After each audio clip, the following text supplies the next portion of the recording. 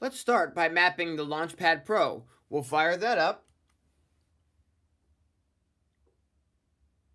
We'll press the select button and the third button in to put this into drum mode. Now in Beatmaker 3, we'll press the menu button, we'll press the little gear icon, and we'll get into MIDI mode. This is going to get us into the Focus Actions Editor. We're going to make sure that our pad device is set to a 64 pads device, and we're going to click Auto Learn. Now we'll just start tapping the pads from 1 to 64, starting with 1, 2, 3, etc. You'll see that Beatmaker 3 is mapping these as we go.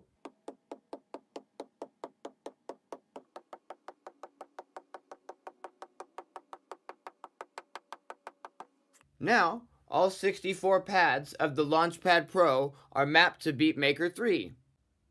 We'll go ahead and assign these 16 macros on the launch control. We'll start by just clicking macro 1, and we'll move the macro 1 knob on the launch control.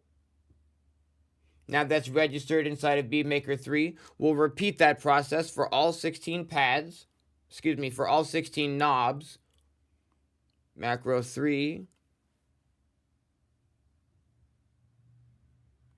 Macro 4. You get the idea. Do this for all 16.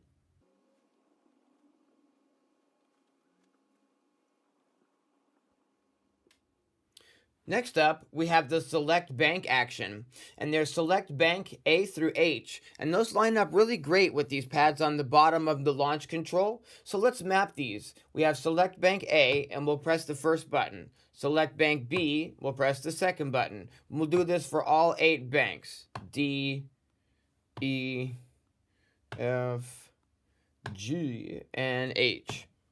Fantastic. Now next up, we can map the previous bank and next bank to these previous and next buttons over here. Now the bank groups, I'm not really using this mapping right now, so we're going to skip the bank groups. Octave and page up and down, we'll use these up and down buttons right here. Fantastic. So for octave down, we'll go down. And then for octave up, we'll press the up. Next up, we have the repeat slots in Beatmaker 3, and I like to assign these to the pads on the launch key MIDI, so when I'm playing, I can turn them on or off super quick and easy. So repeat slot 1, repeat slot 2, 3, 4, 5, and 6. Whoops. Cool. Next up, we have the play and the pause and stop and all that. I like to use this one at the bottom for play. You could use any of these 8 of your choosing. This one just seems natural to me. I do not use pause, so we're not going to be mapping that to anything. Let's see here. For stop, let's map that. How about just to the one right above play? So it can be, play and stop. That sort of makes sense to me. Again, this is all really just sort of personal preference. It doesn't have to be Novation gear that you're mapping. This is the same process for any MIDI controllers that you may have. You're going to choose which buttons and which knobs on those controllers you want to assign to these actions in Beatmaker 3, whichever way suits your personal workflow the most. I find that changing this, depending on what gear I've got plugged in, can do all sorts of things for your workflow, depending on what you're trying to achieve in Beatmaker 3 at that time. I don't really have a lot of need for the rest of this stuff, but we will map the record. I'll map that over here to the record button on the Launchpad Pro, and I will also map the metronome on and off button to the click button on the Launchpad Pro.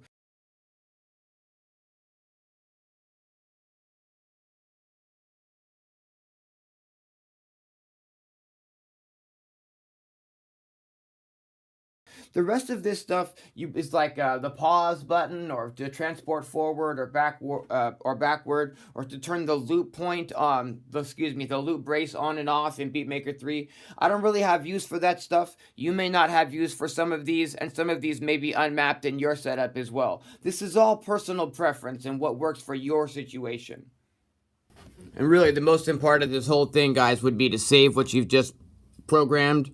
So we'll just label this tutorial, but you might want to name this Novation or full Novation kit, or, you know, something that represents what you've just mapped, because the key here is you can load and save any number of different configurations depending on what gear you might have plugged in at that time.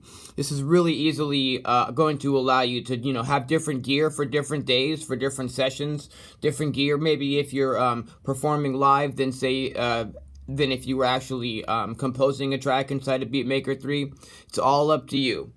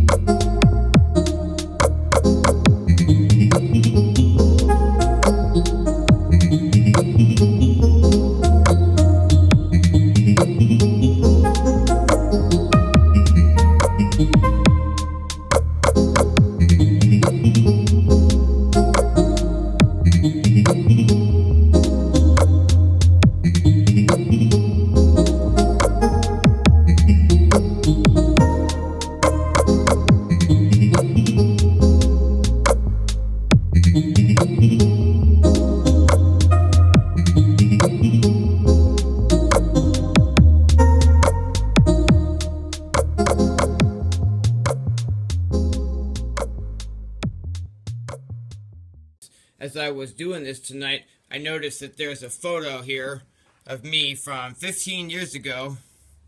I'm jamming and playing drum pads and whatnot. And this is me today, jamming and playing drum pads and whatnot. I look pretty much the same. So if you want to stay young, it's music, guys. It's music. You might have noticed that there were several things we didn't map today. These are things that I'm not currently using in my workflow yet, like the scene toggle on and off and the keys toggle on and off. These things may come up in later videos, so stay tuned for more Beatmaker 3 shenanigans.